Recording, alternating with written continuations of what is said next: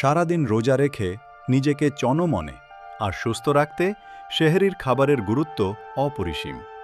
কিন্তু আমরা অনেকেই জানি না সেহরিতে ঠিক কী খেলে শরীর ভালো থাকবে। প্রথমেই আসে শর্করা। সেহরিতে সাদা ভাতের বদলে লাল চালের ভাত, লাল আটার রুটি বা ওটস বেছে নিন। এই খাবারগুলো ধীরে ধীরে হজম হয়, তাই দীর্ঘক্ষণ আপনার ক্ষুধা লাগবে না। শরীরকে শক্তিশালী রাখতে পাতে রাখুন একটি সেদ্ধ ডিম, মাছ অথবা মুরগির মাংস। সাথে এক বাটি ডাল আপনার প্রোটিনের চাহিদা দারুণভাবে পূরণ করবে।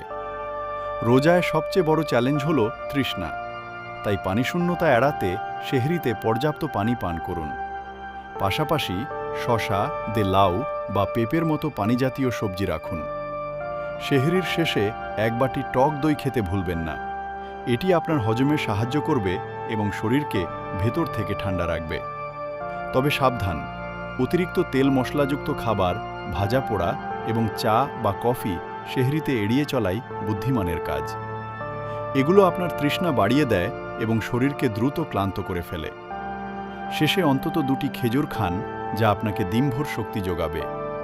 সুস্থ থাকুন, সঠিক নিয়মে সেহরি করুন। আপনার রোজা হোক নিরাপদ ও বরকতময়। এরকম আরও ইন্টারেস্টিং ভিডিও পেতে রহস্য কাব্য চ্যানেলটিকে সাবস্ক্রাইব করে রাখুন।